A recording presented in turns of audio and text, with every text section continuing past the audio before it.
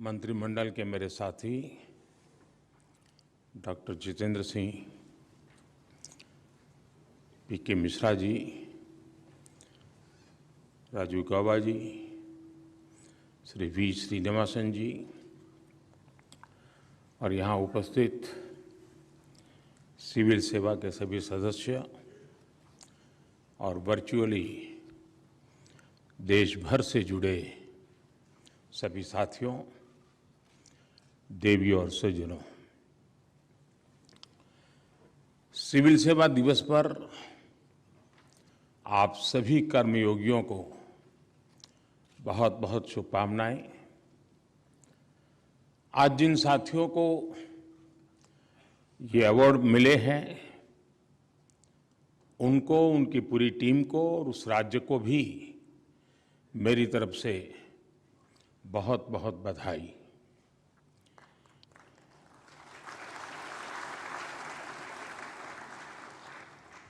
लेकिन मेरी आदत थोड़ी ठीक नहीं है, इसलिए मुफ्त में बधाई देता नहीं हूं मैं। कुछ चीज़ों के इसके साथ हम जोड़ सकते हैं क्या? ये मेरे मन में ऐसे ही आए हुए विचार हैं, लेकिन आप उसको अपने एडमिनिस्ट्रेटिव सिस्टम की तरह जो वे तोड़ना, ऐसे ही मत कर देना। जैसे हम एक कर सकते हैं कि जहाँ भी हमारे सिविल सर्विस से जुड़े जितनी भी ट्रेनिंग इंस्टीट्यूट्स हैं, चाहे विदेश मंत्रालय की हो, पुलिस विभाग की हो, या मसूरी हो, या रेवेन्यू हो, कोई जहाँ भी है आपके, क्योंकि काफ़ी बिखरा हुआ सारा ये कारोबार चल रहा है, हर सप्ताह 1-1.5 घंटा वर्चुअली ये जो अवार्ड विनर हैं, वे अपने ही राज्य से इस पूरी कल्पना क्या थी, कैसे शुरू किया, कौन सी कठिनाइयाँ आई, पूरा प्रेजेंटेशन दे वर्चुअली। इन सबको, ट्रेनीज को, क्वेश्चन आंसर्स हो,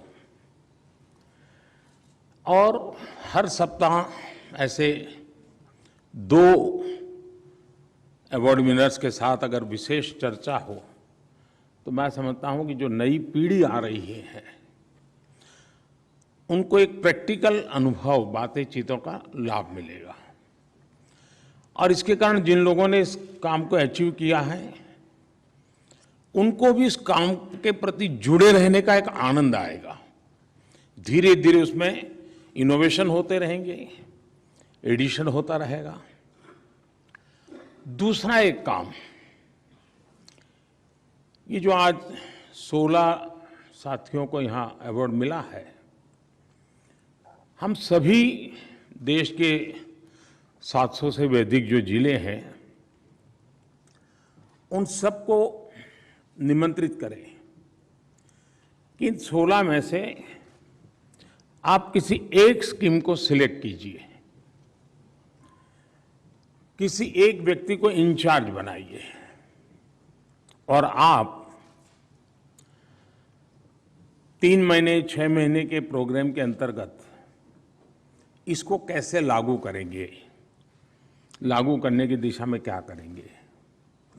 और मान लीजिए पूरे देश में से 20 डिस्ट्रिक्ट ऐसे निकले जिन्होंने एक स्कीम को सिलेक्ट किया है, तो कभी उन 20 डिस्ट्रिक्ट का वर्चुअल समिट करके जिस व्यक्ति का जिस टीम का ये काम है, उनके साथ उनकी बातचीत हो, और राज्य में से कौन टॉप बनता है इस पर इम्प्लीमेंटेशन में, इसी को इंस्टीट्यूशनलाइज करते हुए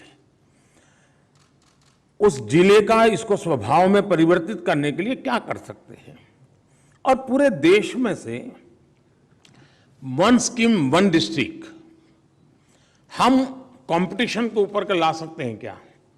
और जब 1 साल के बाद मिले तो उसका भी जिक्र करें, उसको अवार्ड देने की जरूरत नहीं अभी, लेकिन जिक्र हो कि भाई ये स्कीम जो 2022 में जिनको सम्मान किया गया था, वो चीज़ यहाँ तक पहुँच गई। अगर मैं समझता हूँ कि हम लोग इसको इंस्टीट्यूशनलाइज करने के लिए इंस्टीट्यूशनलाइज करें, क्योंकि मैंने देखा है कि सरकार का स्वभाव जब तक वो किसी कागज के चौखट में चीज नहीं आती है वो चीज आगे बढ़ नहीं पाती है। इसलिए किसी चीज को इंस्टीट्यूशनलाइज करना है तो उसके लिए एक इंस्टीट्यूशन बनानी पड़ती है। तो जरूरत पड़े तो ये भी एक व्यवस्था खड़ी कर दी जाए तो हो सकता है कि अदरवाइज क्या होगा कि भाई चलिए, कुछ तो ऐसे लोग होते हैं कि जो मन में तय करते हैं कि मुझे ये अचीव करना है, तो 365 दिन दिमाग उसी में खपाते हैं, सभी को उसी में जोड़ देते हैं और एक आध अचीव कर लेते हैं और अवार्ड भी प्राप्त कर लेते हैं। लेकिन बाकी चीजों को देखें तो कहीं पीछे रह जाते हैं। तो ऐसी कमियां भी महसूस ना हो, एक स्वस्थ स्पर्धा का वातावरण बने, उस दिशा में अगर हम कुछ सोचे तो शायद जो हम चाहते हैं कि एक बदलाव आए, वो बदलाव शायद हम ला सकते हैं।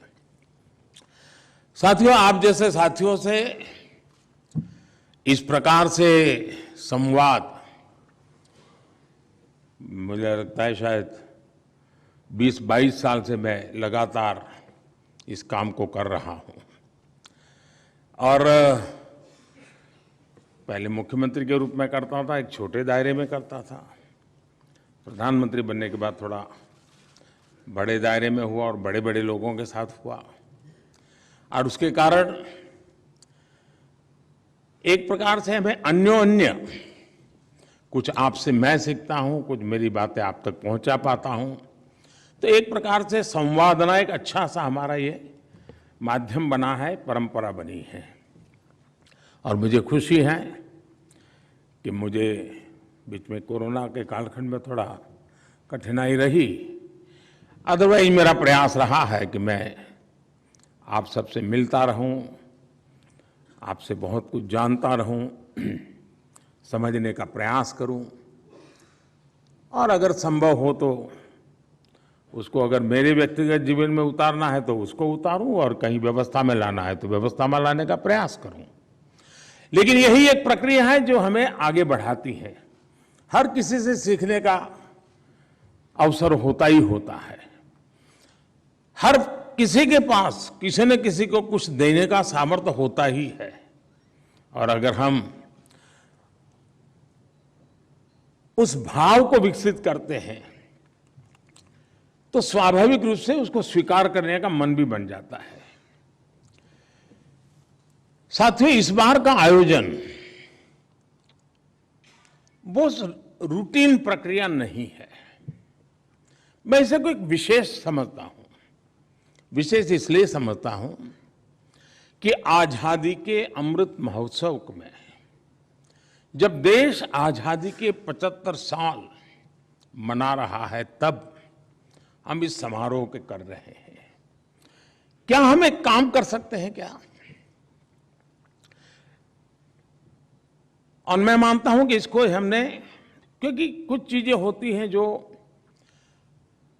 सहज रूप से नया उमंग उत्साह भर देती है। मान लीजिए आप जिस डिस्ट्रिक्ट में काम करते हैं और पिछले 75 साल में उस डिस्ट्रिक्ट के मुखिया के रूप में जिन्होंने काम किया है, उसमें से कुछ जीवित होंगे, कुछ नहीं होंगे। इस आजादी के अमृत महोत्सव के निमित्त एक बार उस डिस्ट्रिक्ट में उन सबको बुलाइए। उनको भी अच्छा लगेगा, 30-40 साल के बाद वो उस जगह पे वापस गए हैं। आपको भी अच्छा लगेगा, उनके पुराने पुराने लोगों को याद करेंगे। यानी एक प्रकार से उस जिला इकाई में किसी ने 30 साल पहले काम किया होगा, किसी ने 40 साल पहले काम किया होगा।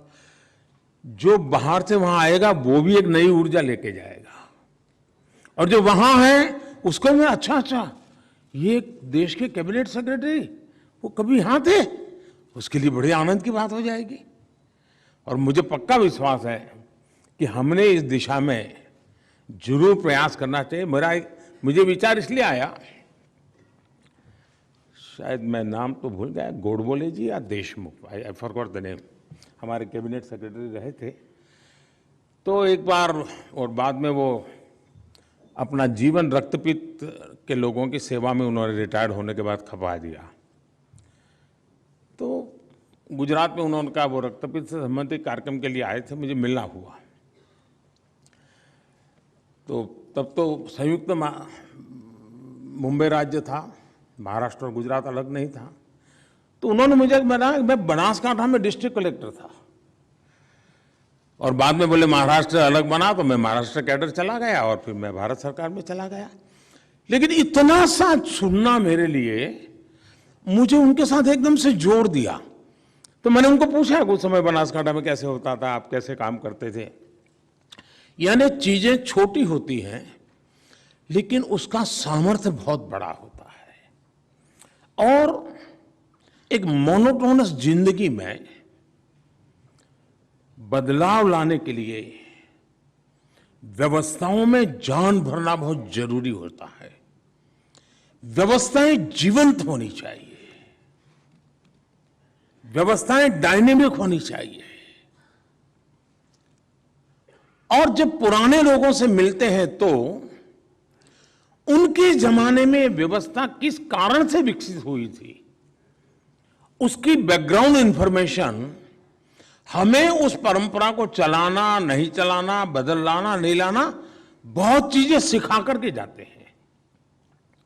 मैं चाहूंगा कि आजादी के इस अमृत काल में आप अपने डिस्ट्रिक्ट में, जो पहले डिस्ट्रिक्ट कलेक्टर के रूप में काम करके गए हैं, एक बार अगर हो सके उनका मिलने का कार्यक्रम बनाइए।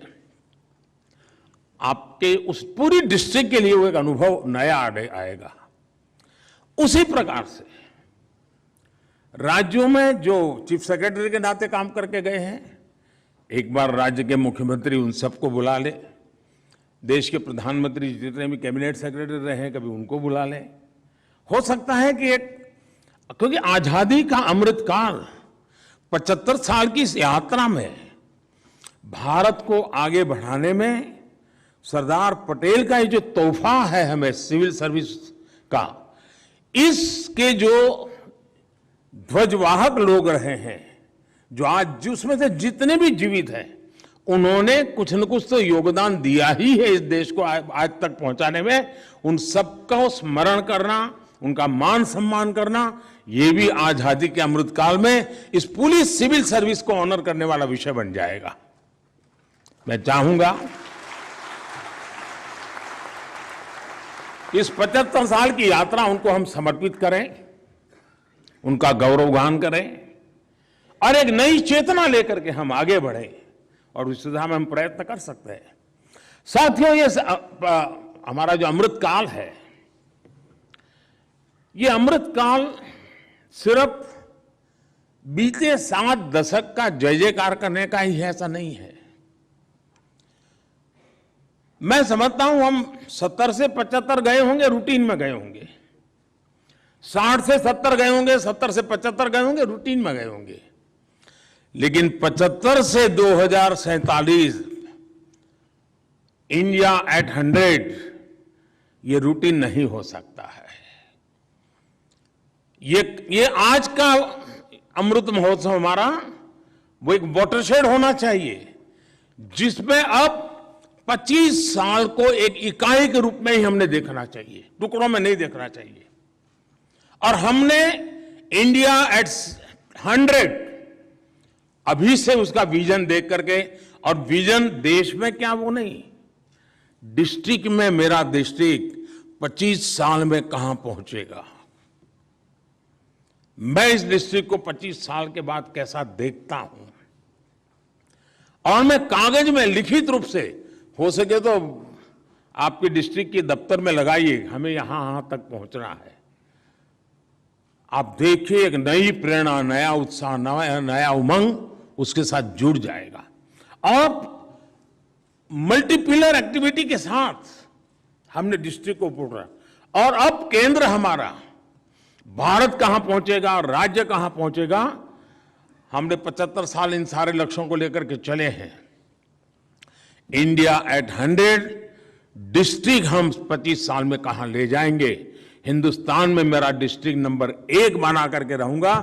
कोई भी क्षेत्र ऐसा नहीं होगा कि मेरा डिस्ट्रिक्ट पीछे हो, कितनी ही प्राकृतिक मुश्किलों वाला जिला होगा तो भी मैं करके रहूंगा।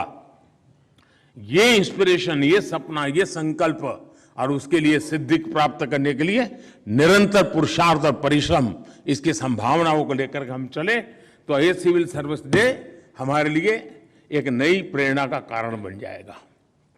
साथियों, हर भारतवासी आज आपको जिस आशा आकांक्षा से देख रहा है, उसे पूरा करना में आपके प्रयासों में कोई कमी ना हो, उसके लिए आज आपको भी सरदार वल्लभ भाई पटेल ने हम सबको जो प्रेरणा दी, जो संदेश दिया और जिस संकल्प के लिए हमें प्रेरित किया, हमें उस संकल्प को फिर से एक बार दोहराना है, हमें फिर से खुद को उसके लिए वचनबद्ध करना है और यहीं से कदम को आगे बढ़ाते हुए निकलना है।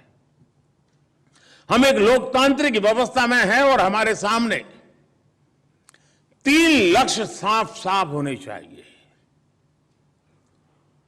और मैं मानता हूं कि उसमें कोई कॉम्प्रोमाइज नहीं होना चाहिए। और 3 ही होता नहीं है, बाकी और कुछ चीजें हो सकती है, लेकिन मैं सिर्फ 3 को आज समावित करना चाहता हूं। पहला लक्ष्य है कि आखिरकार हम देश में जो भी व्यवस्थाएं चलाते हैं, जो भी बजट खर्च करते हैं, जो भी पद प्रतिष्ठा हम प्राप्त करते हैं, किसके लिए है जी? ये सब क्यों है? ये मेहनत किस बात के लिए है? ये तामझाम किस बात के लिए है? और इसलिए मैं कहूंगा कि हमारा पहला लक्ष्य है कि देश में सामान्य से सामान्य मानवीय के जीवन में बदलाव आए, उसके जीवन में सुगमता आए और उसे इसका एहसास भी हो। देश के सामान्य नागरिकों अपनी सामान्य जिंदगी के लिए सरकार से जो नाता आता है उसे जिद्दोजहद न करनी पड़े, सहज रूप से सब उपलब्ध हो। ये लक्ष्य सदा सर्वदा हमारे सामने होना चाहिए। हमारे प्रयास इसी दिशा में होने चाहिए कि देश के सामान्य मानवीय के सपनों को संकल्प में बदलने के लिए उसका सपना संकल्प कैसे बने, उस सपने को संकल्प तक यात्रा पूरी कराने में एक पॉजिटिव एटमॉस्फेयर, एक स्वाभाविक वातावरण पैदा करना ये व्यवस्था का जिम्मा है, जिसका नेतृत्व हम सबके पास है। हमें यह भी देखना चाहिए कि देश के नागरिकों को अपने संकल्पों की सिद्धि की यात्रा में सपना संकल्प बन जाए, बात वहां अटक नहीं सकती है जब तक कि संकल्प सिद्ध न हो। और इसलिए सपना संकल्प बने, संकल्प सिद्धि बने, इस पूरी यात्रा वहां जहां भी जरूरत हो हम एक साथी की तरह, एक कलीग की तरह उसके साथ हो, उसके हैंड होल्डिंग करें। ईज ऑफ लिविंग को बढ़ाने के लिए हम जो कुछ भी कर पाए वो हमें जरूर करना चाहिए। अगर मैं दूसरे लक्ष्य की बात करूं तो आज ग्लोबलाइजेशन हम पिछले कई दशकों से सुन रहे हैं। हो सकता है भारत कभी दूर से इन चीजों को देखता था, लेकिन आज स्थिति कुछ अलग है। आज भारत का पोजीशनिंग बदल रहा है और ऐसे में हम देश में जो भी करें उसको वैश्विक संदर्भ में करना अब हमारे लिए समय की मांग है। भारत दुनिया में शीर्ष पर कैसे पहुंचे, अगर दुनिया की गतिविधियों को नहीं समझेंगे, नहीं जानेंगे, तो हमें कहां जाना है और हमें शीर्ष स्थान पर जाना है तो हमारी राह कौन सी होगी, हमारे क्षेत्र कौन से होंगे, ये हमें आइडेंटिफाई करके और उसका तुलनात्मक अध्ययन करते हुए हमें आगे बढ़ना ही पड़ेगा। हमारी जो योजनाएं हैं, हमारे गवर्नेंस के जो मॉडल हैं, वो हमें इसी संकल्प के साथ विकसित करने हैं। हमें कोशिश ये भी करनी है कि उनमें नवीनता आती रहे, उनमें आधुनिकता आती रहे। हम पिछली शताब्दी की सोच, पिछली शताब्दी के नीति नियमों से अगली शताब्दी की मजबूती का संकल्प नहीं कर सकते हैं। और इसलिए हमारी व्यवस्थाओं में, हमारे नियमों में, हमारी परंपराओं में पहले शायद बदलाव लाने में 30 साल 40 साल चले जाते होंगे तो चलता होगा। बदलते हुए विश्व और तेज गति से बदलते हुए विश्व में हम पलक पलक के हिसाब से चलना पड़ेगा, ऐसा मेरा मत है। अगर मैं आज तीसरे लक्ष्य की बात करूं, जो एक प्रकार से मैं दोहरा रहा हूं, क्योंकि इस बात को मैं लगातार कह रहा हूं, सिविल सर्विस का सबसे बड़ा काम ये कभी भी हमारे लक्ष्य से ओझल नहीं होना चाहिए। व्यवस्था में हम कहीं पर भी हो, पद पर हम कहीं पर हो, लेकिन हम जिस व्यवस्था से निकले हैं उस व्यवस्था में हमारी वो प्राइम रिस्पॉन्सिबिलिटी है, और वो है देश की एकता, देश की अखंडता। उसमें हम कोई कॉम्प्रोमाइज नहीं कर सकते। स्थानीय स्तर पर भी हम जब भी कोई निर्णय करें, वो निर्णय कितना ही लोक लुभावना हो, वाहवाही बटोरने वाला हो, कितना ही आकर्षक लगता हो, लेकिन एक बार उस तराजू से भी उसको तोल दीजिए कि मेरा ये छोटे से गांव में कर रहा हूं जो निर्णय है, कहीं वो मेरी देश की एकता अखंडता के लिए रुकावट बनने वाला है तो मैं कोई बीज तो नहीं बोल रहा हूं। आज तो अच्छा लगता हो, प्रिय लगता हो, लेकिन श्रेयस्कर न हो। और महात्मा गांधी हमेशा श्रेय और प्रेय की बात लगातार करते थे। हम उस बात की ओर आग्रही बने। हम नकारात्मकता को छोड़ करके हम ये भी देखें, हमारा कोई भी फैसला देश की एकता को मजबूत करने वाले स्पिरिट से जुड़ा होना चाहिए। सिर्फ वो तोड़ता नहीं, इतना इनफ नहीं है, वो मजबूती देता है कि नहीं देता है। और विविधता भरे भारत के अंदर हमें लगातार एकता के मंत्र का सॉल्यूशन करते ही रहना पड़ेगा, और ये पीढ़ी दर पीढ़ी करते ही रहना पड़ेगा, और उसकी चिंता हमें निकालनी पड़ेगी। और इसलिए मैं पहले भी कह चुका हूं, आज फिर कहना चाहता हूं, भविष्य में भी कहता रहूंगा, हमारे हर काम में कसौटी एक होनी चाहिए, इंडिया फर्स्ट, नेशन फर्स्ट, मेरा राष्ट्र सर्वोपरि। हमें जहां पहुंचना है,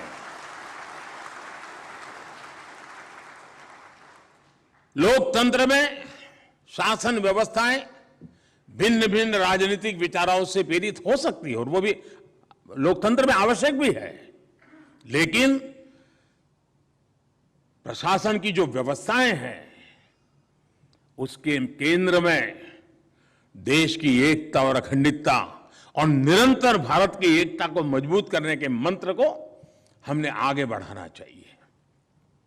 साथियों, अब जैसे हम डिस्ट्रिक्ट लेवल पे काम करते हैं, राज्य लेवल पे काम करते हो, या भारत सरकार में काम करते हो, क्या इसका कोई सर्कुलर निकलेगा क्या कि नेशनल एजुकेशन पॉलिसी में से क्या क्या मुझे मेरे डिस्ट्रिक्ट के लिए उठाना है, उसमें से कौन सी चीजें लागू करनी है?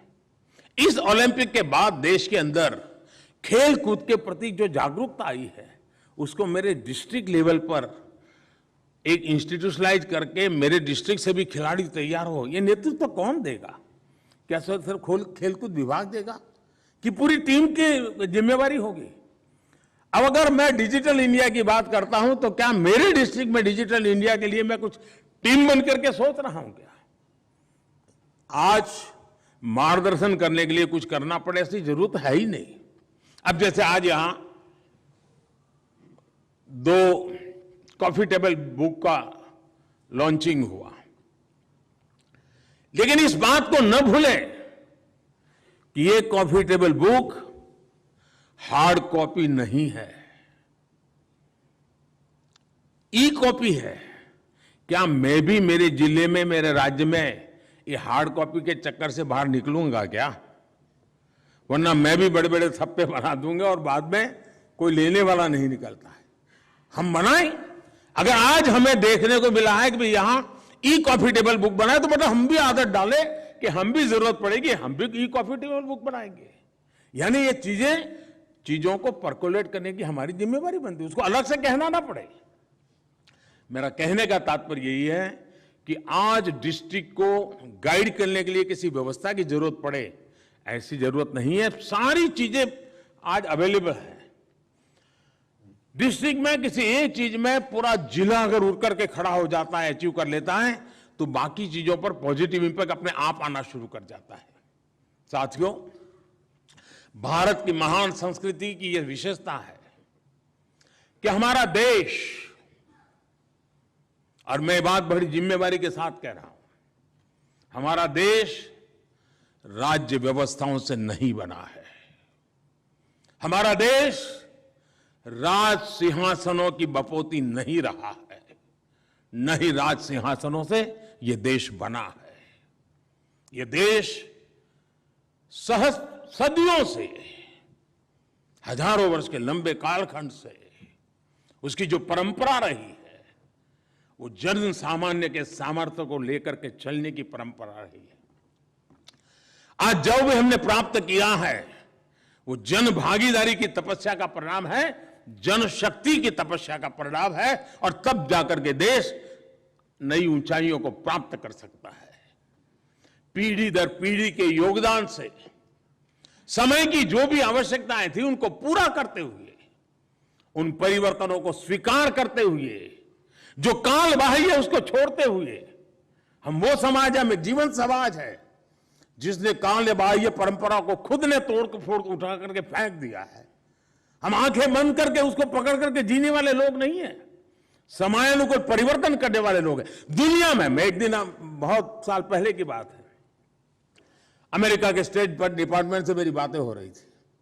तब तो मैं राजनीति में, मेरी कोई पहचान भी नहीं थी, मैं कोने में एक छोटा सा कार्यकर्ता था, लेकिन किसी कारण से मेरा कुछ विशेष संबंध रहता था, तो वहां मेरे से चर्चा चली। मैंने कहा, दुनिया के अंदर कोई भी समाज, आस्तिक हो नास्तिक हो, इस धर्म को मानता है उस धर्म को मानता हो, लेकिन मृत्यु के बाद की उसकी जो मान्यताएं हैं उसके विषय में वो ज्यादा बदलाव करने का साहस नहीं करता है। वो वैज्ञानिक है नहीं है, उपयुक्त है कि नहीं है, समय रहते उसको छोड़ना चाहिए नहीं चाहिए, उसमें वो साहस नहीं करता है। वो मृत्यु के बाद की जो सोच बनी हुई, परंपरा बनी, उसे जकड़ के रखता है। मैंने कहा, हिंदू एक ऐसा समाज है भारत का कि जो कभी मृत्यु के बाद गंगा के तट पर चंदन की लकड़ी में अगर जलता था शरीर, तो उसको लगता था कि मेरा अंतिम कार्य पुण्यता से हुआ। वही व्यक्ति घूमता घूमता घूमता इलेक्ट्रिक श्मशान गृह तक चला गया, उसको कोई संकोच नहीं आया। इस समाज की परिवर्तनशीलता की एक बहुत बड़ी ताकत का इससे बड़ा कोई सबूत नहीं हो सकता। विश्व का कितना ही आधुनिक समाज हो, मृत्यु के बाद उसकी जो धारणा है उसको बदलने का सामर्थ्य नहीं होता है। हम उस समाज के लोग हैं, इस धरती की एक ताकत है कि हम मृत्यु के बाद की व्यवस्थाओं में भी अगर आधुनिकता की जरूरत पड़ी तो उसको स्वीकार करने के लिए तैयार होते हैं। और इसलिए मैं कहता हूं कि यह देश नित्य नूतन, नित्य परिवर्तनशील, नवीन को स्वीकारने के सामर्थ्य वाली एक समाज व्यवस्था का परिणाम है कि आज उस महान परंपरा को गति देना हमारे जिम्मे है। क्या हम उसे गति देने का काम कर रहे हैं क्या? फाइल को ही गति देने से जिंदगी बदलती नहीं है साथियों। हमने उस एक सामाजिक व्यवस्था के तहत शासन व्यवस्था का एक सामर्थ्य होता है, तब मुझे पूरे समाज जीवन का नेतृत्व देना मेरा दायित्व बन जाता है। और वो सिर्फ पॉलिटिकल लीडर का काम नहीं होता है, हर क्षेत्र में बैठे हुए सिविल सर्विस के मेरे साथियों को लीडरशिप देनी होगी और समाज में परिवर्तन के लिए अगुवाई करने का काम के लिए अपने आप को सज्ज करना होगा, और तब जाकर के हम परिवर्तन ला सकते हैं दोस्तों। और परिवर्तन लाने का सामर्थ्य देश में है, और सिर्फ हम ही विश्वास लेके जी रहे ऐसा नहीं, दुनिया बहुत बड़ी आशा के साथ हमारी तरफ देख रही है। तब हमारा कर्तव्य बनता है कि उस कर्तव्य की पूर्ति के लिए हम अपने आप को सज्ज करें। अब जैसे हम नियमों और कानूनों के बंधन में ऐसे जकड़ जाते हैं, कहीं ऐसा कर करके जो सामने जो एक नया वर्ग तैयार हुआ है, जो युवा पीढ़ी तैयार हो रही है, क्या हम उसके साहस को, उसके सामर्थ्य को, हमारे ये नियमों की जंजाल उसे जकड़ तो नहीं रही है ना, उसके सामर्थ्य पर प्रभावित तो नहीं कर रही है ना? अगर ये कर रही है तो मैं शायद समय के साथ चलने का सामर्थ्य खो चुका हूं। मैं उज्जवल भविष्य के लिए, भारत के उज्जवल भविष्य के लिए अपने आप के कदम सही दिशा में सही सामर्थ्य के साथ चला सकूं, वो शायद मैं खो चुका हूं। अगर मैं इससे बाहर निकलता हूं तो मैं स्थितियों को बदल सकता हूं। और हमारे देश में आज भी देखा होगा, अभी आईटी सेक्टर दुनिया में भारत की जो एक छवि बनाने में अगर किसी ने शुरुआती रोल किया है तो हमारे आईटी सेक्टर के 20, 22, 25 साल के नौजवानों ने किया है। लेकिन अगर मान लीजिए हम ही लोगों ने उसमें अड़ंगे डाल दिए होते, कानून नियमों में उसको जकड़ दिया होता, तो न मेरा आईटी सेक्टर इतना फला फूला होता, न ही दुनिया के अंदर उसका डंका बजा होता। दोस्तों, हम न थे तो वो आगे भी बढ़ पाए। तो कभी कभी हमें भी तो सोचना चाहिए कि दूर रह करके, ताली बजा करके, प्रोत्साहित करके भी दुनिया को बदला जा सकता है। आज हम गर्व कर सकते हैं स्टार्टअप्स के विषय में। 2022 अभी तो पहला क्वार्टर अभी पूरा हुआ है। 2022 के पहले क्वार्टर में 3 महीने के छोटे कालखंड के अंदर मेरे देश के नौजवानों ने स्टार्टअप की दुनिया में 14 यूनिकॉर्न की जगह प्राप्त कर ली। मित्रों, एक बहुत बड़ा अचीवमेंट है। अगर 14 यूनिकॉर्न सिर्फ 3 महीने के भीतर भीतर मेरा देश का नौजवान उस ऊंचाई को प्राप्त कर सकता है, हमारी क्या भूमिका है? कभी कभी तो हमें जानकारियां भी नहीं होती है कि मेरे डिस्ट्रिक्ट का नौजवान था और टियर 2 सिटी के कोने में बैठा हुआ काम कर रहा था। अब अखबार में आया तो पता चला, अरे वो तो यहां पहुंच गया है। इसका मतलब ये हुआ कि शासन व्यवस्था के बाहर भी समाज के सामर्थ्य की ताकत बहुत बड़ी होती है। क्या मैं उसके लिए पोषक हूं कि नहीं हूं? मैं उसको प्रोत्साहित करता हूं कि नहीं करता हूं? मैं उसे रिकॉग्नाइज करता हूं कि नहीं करता हूं? कहीं ऐसा तो नहीं, तूने कर लिया जो कर लिया, लेकिन पहले क्यों नहीं मिले थे? सरकार पर क्यों नहीं आए थे?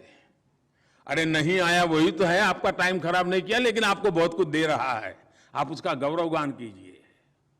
साथियों, मैंने 2 चीजों का ही उल्लेख किया है, लेकिन ऐसी बहुत सी चीजें हैं। इवन कृषि क्षेत्र में मैं देख रहा हूं हमारे देश के किसान आधुनिकता की तरफ जा रहे हैं। शायद उनकी संख्या कम होगी, मेरी बारीक दृष्टि में, मेरी नजर में वो कहीं स्थिर हुआ है क्या? अगर साथियों हम अगर इन चीजों को करते हैं तो मैं समझता हूं बहुत बड़ा बदलाव आएगा। एक और बात मैं कहना चाहता हूं, कभी कभी मैंने देखा है कि सेफ खेलना ज्यादातर लोगों के स्वभाव का हिस्सा बन जाता है। अरे छोड़ो यार, चलो भाई, हमें कहाँ कितने दिन रहना है एक डिस्ट्रिक्ट में, तो 2 साल 3 साल बहुत हो गया, चले जाएंगे आगे। हुआ क्या? मैं किसी को दोष नहीं देता हूं, लेकिन जब एक एश्योर्ड व्यवस्था मिल जाती है, जीवन की सिक्योरिटी पक्की हो जाती है, तो कभी कभी स्पर्धा का भाव नहीं रहता है। लगता है अब तो यार सब कुछ है, चलो नए संकट कहाँ मोल ले, जिंदगी तो चली जाने वाली है, बच्चे बड़े हो जाएंगे, कहीं न कहीं मौका तो मिलना ही मिलना है उनको, हमें क्या करना है। और उसमें से खुद के प्रति भी उदासीन हो जाते हैं, व्यवस्था छोड़ो खुद के लिए भी उदासीन हो जाते हैं। ये जिंदगी जीने का तरीका नहीं है दोस्तों। स्वयं के प्रति कभी उदासीन नहीं होना चाहिए।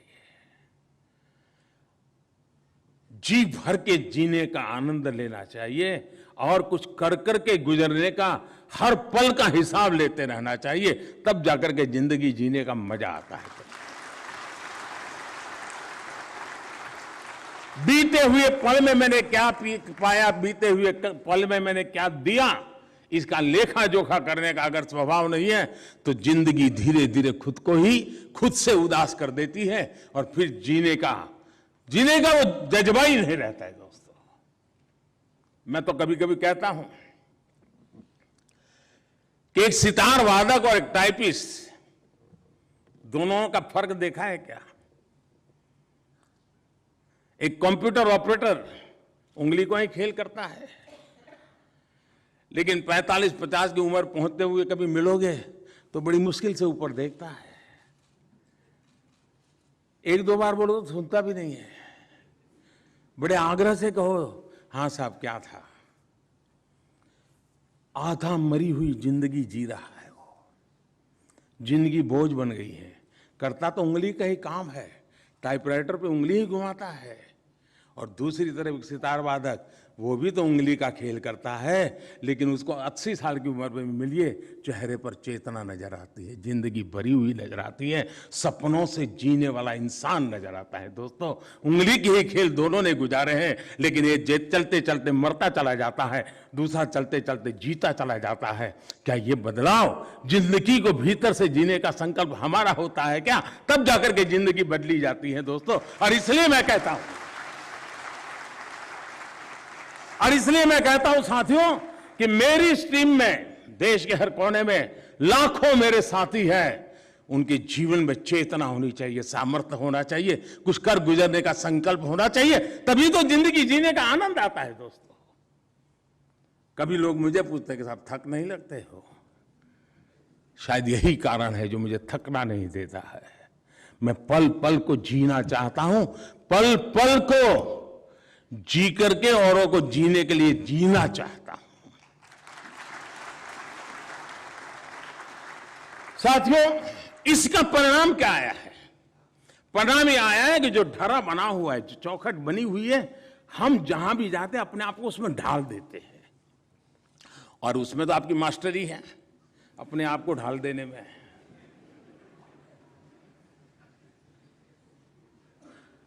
किसी को ये अच्छा लगता होगा, लेकिन मुझे लगता है कि शायद ये जिंदगी नहीं है दोस्तों। जहां जरूरत है वहां तो ढाल दें, जहां जरूरत है वहां ढाल बन जाए, लेकिन जरूरत है वहां ढाल बन करके उस बदलाव के लिए भी कदम उठाएं, ये भी जरूरत होता है। क्या हमने सहज रूप से गवर्नेंस में रिफॉर्म, ये हमारा सहज स्वभाव बना है क्या? छोटी छोटी चीजों के लिए कमीशन बनाने पड़े, एक्सपेंडिचर कम करो कमीशन बिठाओ, गवर्नेंस में बदलाव करो कमीशन बिठाओ, 6 महीने के 12 महीने के बाद रिपोर्ट आए, फिर रिपोर्ट देखने के लिए एक और कमेटी बनाओ, उस कमेटी के इंप्लीमेंटेशन के लिए और एक कमीशन बनाओ। अब ये हमने जो किया है उसका मूल स्वभाव है कि हमने गवर्नेंस में रिफॉर्म, समयानुकूल बदलाव बहुत जरूरी होता है जी। किसी समय युद्ध होते तो हाथी होते थे, हाथी वालों ने हाथी छोड़ करके फिर घोड़े पकड़े, और आज न हाथी चलता है न घोड़ा चलता है, कुछ और जरूरत पड़ती है। ये रिफॉर्म सहज होता है, लेकिन युद्ध का दबाव हमें रिफॉर्म करने के लिए मजबूर करता है। हमें देश की आशा आकांक्षाएं हमें मजबूर कर रही है कि नहीं कर रही है। जब तक देश की आशा आकांक्षाओं को हम समझ नहीं पाते हैं, तब हम खुद होकर के गवर्नेंस में रिफॉर्म नहीं कर सकते हैं। गवर्नेंस में रिफॉर्म में नित्य प्रक्रिया होनी चाहिए, सहज प्रक्रिया होनी चाहिए और प्रयोगशील व्यवस्था होनी चाहिए। अगर प्रयोग सफल नहीं हुआ तो छोड़ते चले जाने का साहस होना चाहिए। मेरे ही द्वारा की हुई गलती को स्वीकार करते हुए मुझे नया स्वीकार करने का सामर्थ्य होना चाहिए, तब जाकर के बदलाव आता है जी। अब आप देखिए, सैकड़ों कानून ऐसे थे, मैं मानता हूं देश के नागरिकों के लिए बोझ बन गए थे। मैं जब 2013 में पहली बार प्रधानमंत्री पद के उम्मीदवार के रूप में मेरी पार्टी ने घोषित किया और मैं भाषण दे रहा था, तो दिल्ली में एक बिजनेस कम्युनिटी ने मुझे बुलाया था। चुनाव के 4-6 महीने अभी तो बाकी थे 2014 के। तो उन्होंने मुझे पूछा क्या करोगे? मैंने कहा मैं रोज एक कानून खत्म करूंगा, नए कानून नहीं बढ़ाऊंगा। तो उनको आश्चर्य हुआ और मैंने पहले 5 साल में 1500 कानून खत्म किए थे। मुझे बताइए साथियों, ऐसे कानूनों को लेकर के हम क्यों जिंदा होते थे? और मुझे आज भी मेरा मत ऐसे बहुत से कानून होंगे बेकानून पड़े हुए हैं। अरे आप तो कोई इनिशिएटिव लेकर के खत्म करो ना भाई, देश को जंजाल से बाहर निकालो। उसी प्रकार से कंप्लायंस, हम न जाने नागरिकों से क्या क्या मांगते रहते हैं जी। मुझे कैबिनेट सेक्रेटरी को कहा कि भाई बाकी दुनिया देश के काम होंगे, आप इसका जिम्मा लीजिए, ये कंप्लायंस से देश को मुक्त कीजिए, नागरिकों को मुक्त कीजिए। आजादी के 75 साल हुए, नागरिकों को इस जंजाल में क्यों फंसा के रखे हो? और एक ही दफ्तर में 6 लोग बैठे होंगे, हर टेबल वाले के पास जानकारी होगी, लेकिन फिर भी वो अलग मांगेगा, बाजू वाले तो नहीं लेगा।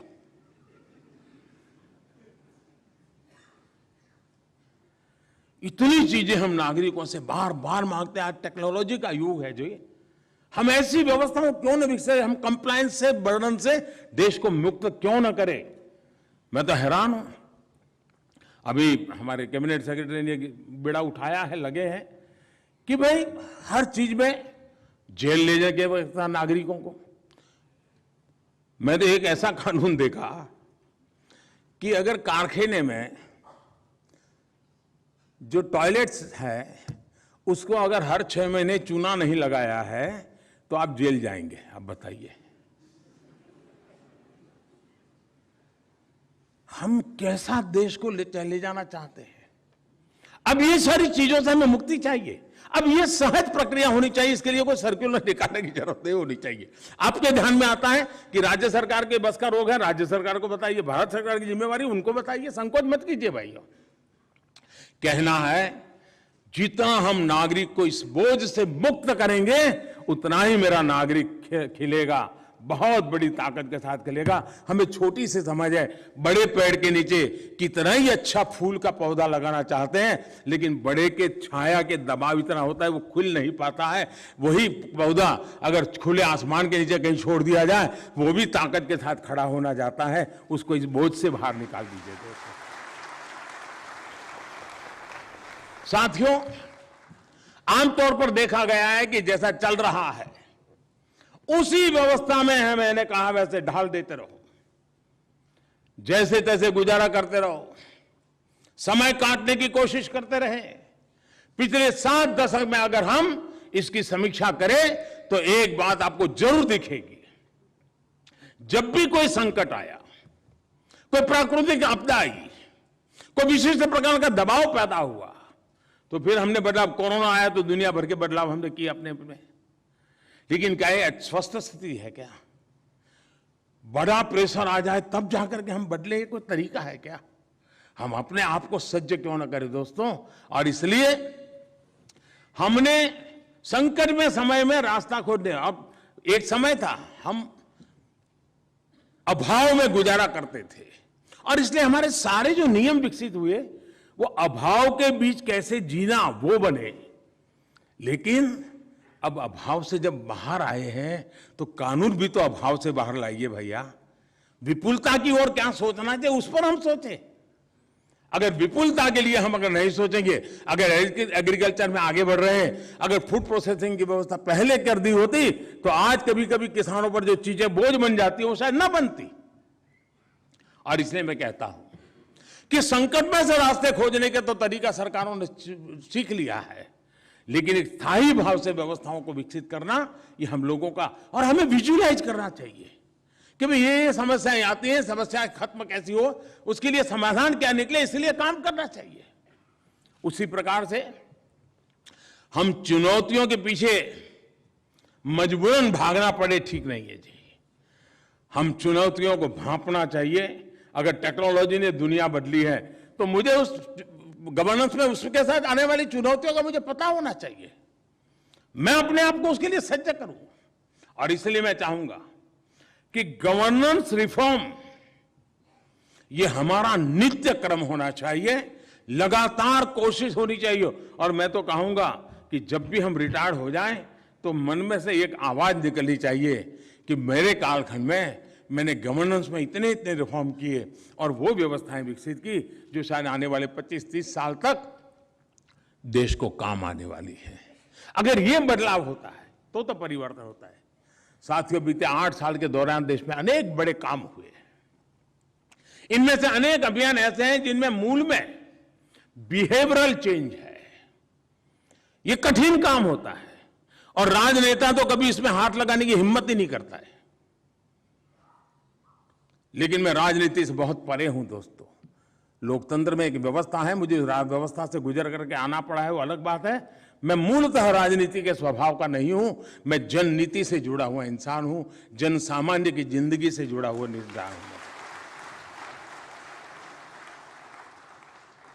साथियों, ये जो बिहेवियरल चेंज का मेरी जो कोशिश रही है, समाज के मूलभूत चीजों में परिवर्तन लाने की जो प्रयास हुआ है, सामान्य से सामान्य मानवीय की जिंदगी में बदलाव लाने की जो मेरी आशा आकांक्षा है, उसी का एक हिस्सा है। और जब मैं समाज की बात करता हूं तो शासन व्यवस्था में बैठे लोग अलग नहीं है इससे, वो कोई दूसरे ग्रह से नहीं आए हैं, वो भी उसी का हिस्सा है। क्या हम ये जो बदलाव की बात करते हैं, मैं देखता हूं कभी अफसर मुझे शादी का कार्ड देने आते हैं तो मेरा तो स्वभाव है, मैं छोड़ नहीं पाता हूं। और मैंने देखा मेरे पास आते हैं तो बड़ा महंगा कार्ड नहीं लेके आते हैं, बहुत ही सस्ता कार्ड लाते हैं, लेकिन उस पर प्लास्टिक का कवर होता है, ट्रांसपेरेंट। तो मैं सहज पूछता हूं, तो ये सिंगल यूज प्लास्टिक अभी भी उपयोग करते हैं आप? तो बेचारे शर्मिंदगी महसूस करते हैं। मेरा कहना ये है, जो हम देश के पास अपेक्षा करते हैं कि भाई सिंगल यूज प्लास्टिक न करे, क्या मेरे दफ्तर में मैं जहां हूं, मैं काम करता हूं, क्या मैं मेरे जीवन में बदलाव ला रहा हूं, मेरी व्यवस्था में बदलाव ला रहा हूं? मैं चीजों को, छोटी छोटी चीजों को इसलिए हाथ लगाता हूं कि हम बड़ी चीजों में इतने खोए हुए हैं कि छोटी चीजों से दूर चले जाते हैं। और जब छोटी चीजों से दूर चले जाते हैं तब छोटे लोगों से भी दीवारें बन जाती हैं। दोस्तों, मुझे इन दीवारों को तोड़ना है।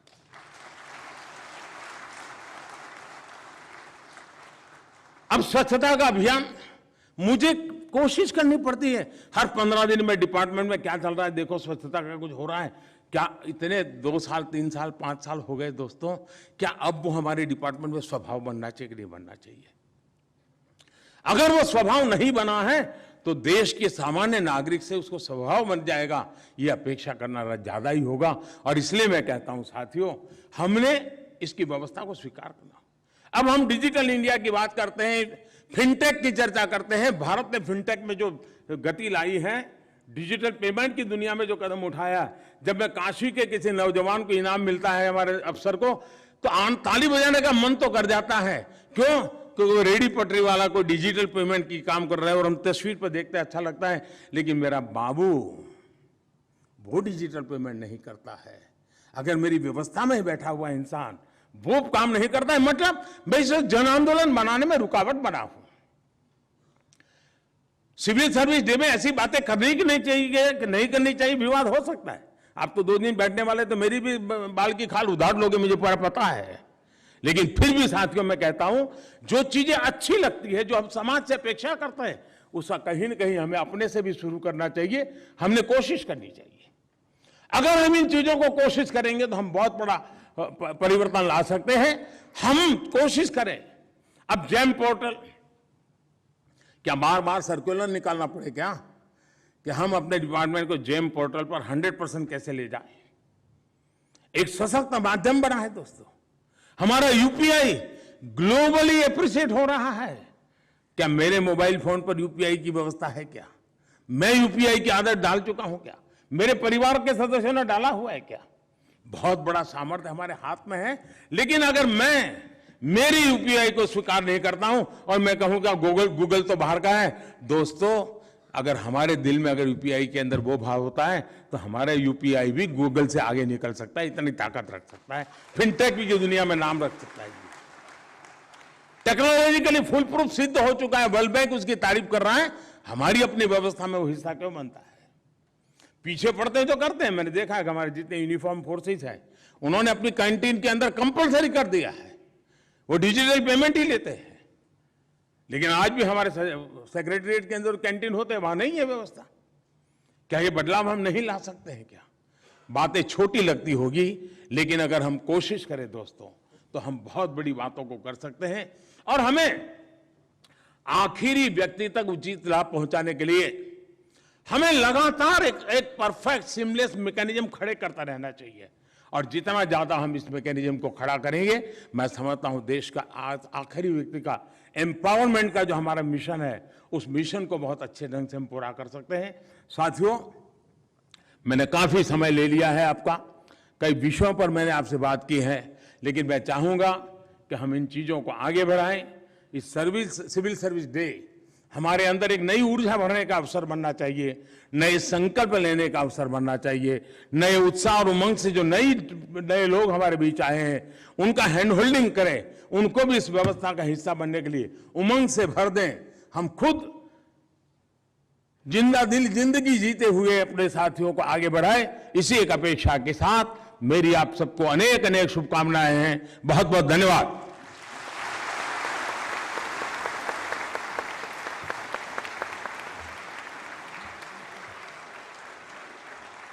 बहुत बहुत धन्यवाद माननीय प्रधानमंत्री जी। जो चेतना आपने हम सब में जगाई है वो हम सब के मन में कुछ नया कर गुजरने का जुनून पैदा कर देती है। बहुत बहुत धन्यवाद माननीय प्रधानमंत्री जी।